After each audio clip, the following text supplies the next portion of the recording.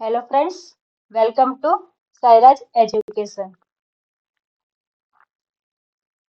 आज हम देखने वाले हैं bookkeeping and accountancy subjects for first unit test standard 12th के लिए। इसके पहले 11th के लिए भी मैंने first unit test paper with solution डाला है। आज भी हम लोग 12th का भी first unit test question paper with solution, ठीक है। पूरा आंसर पेपर भी यहाँ पे मैं आपको बताने वाली हूँ। तो स्टार्टिंग से एंड तक बने रहना। और चैनल पे फर्स्ट टाइम है तो चैनल को सब्सक्राइब जरूर करना और शेयर करो। और अगर अच्छा है तो प्लीज लाइक करो। चलो तो स्टार्ट करते हैं। आपका क्वेश्चन 1 रहेगा इसके अंदर, आंसर द फॉलोइंग। ओके, और ये है आपके लिए 13 मार्क्स के लिए।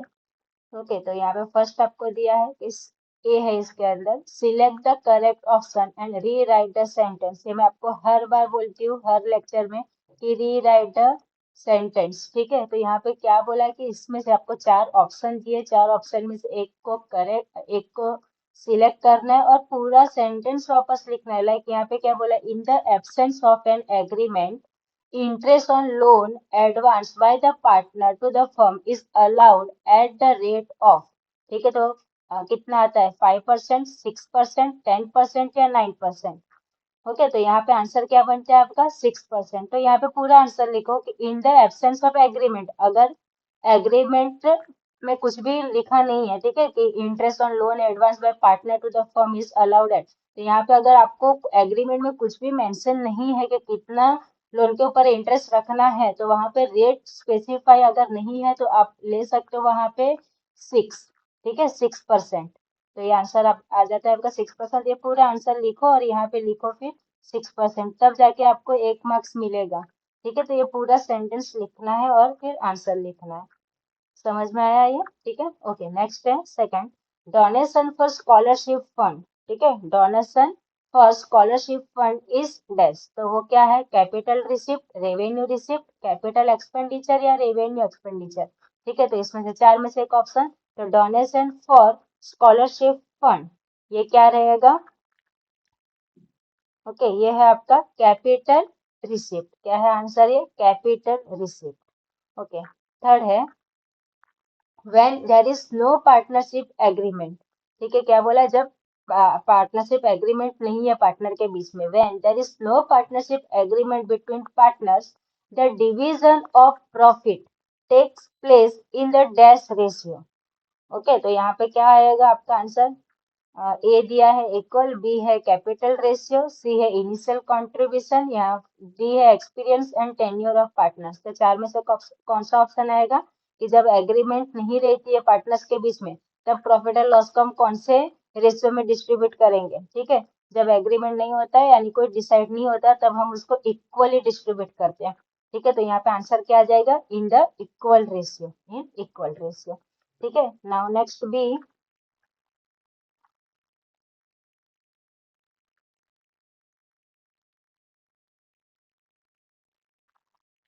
ओके, बी क्या है, गिव वन वर्ड फ्रेज और टर्म्स। क्या है यहाँ पे, गिव वन, और ऑब्जेक्टिव्स के हर एक के क्वेश्चंस लिखो फिर आंसर लिखो, ये ज्यादा बेटर रहेगा। और वहाँ पे नंबर स्पेसिफाई करो, ए 1 2 3 जो भी था आपका, B give one word phrase और टर्म्स, फिर उसके अंदर लिखो फर्स्ट क्या है, the income which is earn during the year but not receive during the year. क्या बोला है यहाँ पे, the income which is earn during the year, यानी हमने वो कमा तो लिया है बट रिसीव नहीं हुआ है। तो ऐसा कौन सा इनकम है वो, इसको क्या बोल सकते हैं हम, ठीक है, इसको बोलते हैं हम लोग आउटस्टैंडिंग इनकम। क्या बोलते हैं इसको हम, आउटस्टैंडिंग इनकम, ठीक है, आउटस्टैंडिंग इनकम अकाउंट, या फिर इसको हम लोग एक्रूड इनकम भी बोल सकते हैं, या फिर उसको हम एक्रूड इनकम, ठीक है, एक्रूड इनकम भी बोल सकते हैं।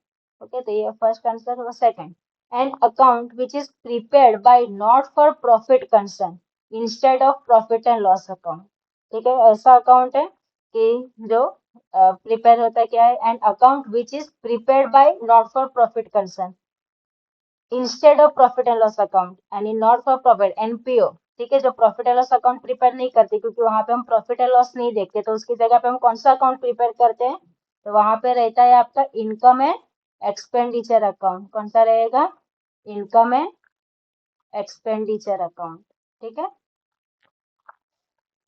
ओके, थर्ड है an assets which can be converted into cash easily. ऐसे असेट्स है जो कन्वर्ट हो जाते हैं कैश के अंदर इजीली। तो ऐसे कौन से असेट्स है? तो उसको हम क्या बोलते हैं? Liquid assets. ओके, उसको क्या बोलते हैं हम? Liquid assets. Liquid assets.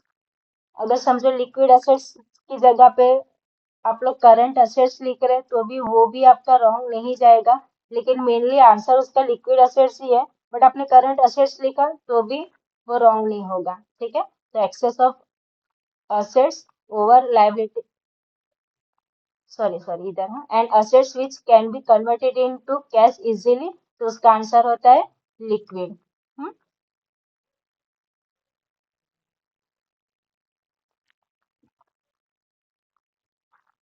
Okay, sorry यहाँ का आंसर यहाँ पे लिख लिया था मैंने, बट अब राइट है। फाइन, तो an assets which can be converted into cash easily वो होता है आपका लिक्विड असेट्स, या फिर उसको आपने करंट असेट्स लिखा तो भी चलेगा। फाइन, चलो नेक्स्ट है सी, स्टेट ट्रू और फॉल्स विथ रीजन। अब आपको क्या करना है यहाँ पे? ट्रू और फॉल्स विथ रीजन बोला है तो एटलीस्ट एक दो लाइन यहाँ पे रीजन लिखो। पहले तो ये लिखो, फर्स्ट स्टेटमेंट क्या बोला है? Adjustments are recorded in partners current account in fix capital method. क्या बोला है यहाँ पे? कि जो एडजस्टमेंट्स होती है, जो रिकॉर्ड होती है partners current account fix capital method में, तो ये ट्रू है या फॉल्स है? तो ये क्या हो जाएगा आपका? ट्रू है, ठीक है। फिर second, charitable institution prepare profit and loss account at the end of every financial year. ठीक है, तो ये ट्रू है कि फॉल्स है कि चैरिटेबल इंस्टीट्यूशन है वो प्रिपेयर करते हैं profit and loss account at the end of every financial year? तो ये क्या हो जाएगा आपका? फॉल्स, ठीक है। क्या हो जाएगा? फॉल्स। थर्ड क्या है? Excess of assets over liabilities called capital fund. तो ये क्या है आपका? जो क्या क्या बोला? एक्सेस यानी ज्यादा, असेट्स ओवर लायबिलिटी यानी कि आपकी असेट्स ज्यादा है किससे? आपकी लायबिलिटी से। तो उसको हम क्या बोलते हैं? इज कॉल्ड, यानी कि excess of assets over liabilities called capital fund. ठीक है, तो उसको हम क्या बोलते हैं? Yes, this is true. Okay, तो ये तीन स्टेटमेंट आपके ट्रू और फॉल्स विद रीजन। नेक्स्ट है अभी answer in one sentence only. ठीक है, answer in one sentence only. तो इसके अंदर फर्स्ट क्वेश्चन क्या है? What is legacy? तो लेगेसी क्या है? लीगेसी मीन्स, ठीक है, आंसर आपको दे रही हूँ, अगर नोट पेन लेके बैठे हो तो लिख के जाओ। Legacy means gift received. क्या होता है यहाँ पे? शॉर्ट में लिखती हूँ मैं, गिफ्ट रिसीव्ड। ठीक है, gift received under the will on the date of the donor. क्या बोला है? Under the will, under the will on the date of the donor. ठीक है, on the date of donor, of donor. This gift में be for a general और specific purpose. ठीक है, तो उसको हम लेगेसी बोलते हैं। नाउ सेकंड क्वेश्चन क्या है? What is the effect of the adjustments of provisions for discount on debtors in the final accounts of partnership? Okay, तो यहाँ पे क्या आएगा इसका answer? Show to the debit side. कौन सी साइड दिखाएंगे हम? Show to the debit side, debit side of profit and loss account, add to discount allowed, deduct from sundry debtors, balance sheet asset side. Okay, समझ में आया क्या है? कहाँ पे दिखाएंगे हम? Debit profit and loss account में डेबिट साइड दिखाएंगे, और कहाँ पे ऐड करेंगे उसको? हम डिस्काउंट अलाउड के अंदर। ठीक है, और बैलेंस शीट में असेट साइड हम सन्ड्री डेटर्स में से उसको माइनस करते हैं, सन्ड्री डेटर्स में से क्या करते हैं? उसको लेस करते हैं। फाइन, नाउ नेक्स्ट थर्ड क्या बोला है यहाँ पे? As per which principle of accounting closing stock is valued as cost price और at market price whichever is less. ठीक है, तो as per the conservative principle of accounting. ठीक है, कौन सा अकाउंटिंग है वो? As per which principal?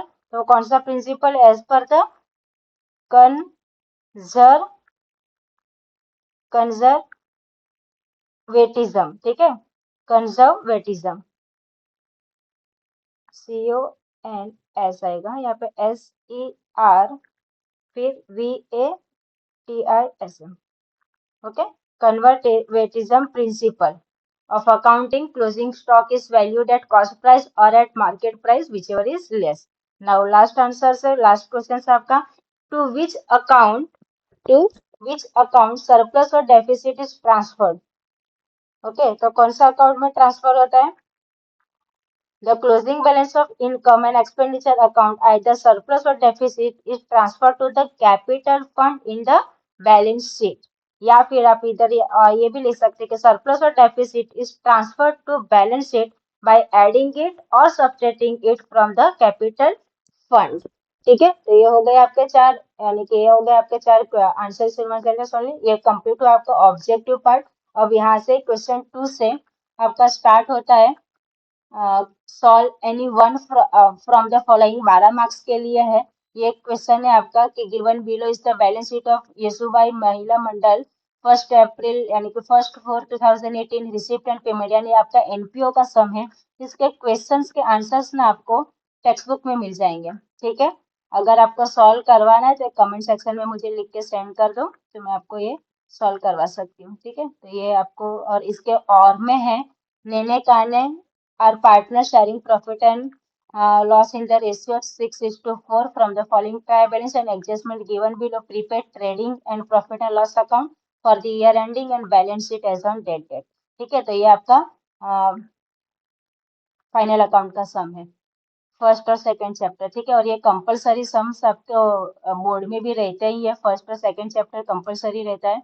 सो हो सके तो ये आपको अच्छे से कर लेना। फाइन, तो ये तो था आपका 12th का यूनिट टेस्ट पेपर्स। आगे हम सेमेस्टर पेपर भी लेके आएंगे, तो बने रहना साथ में। Okay, thank you.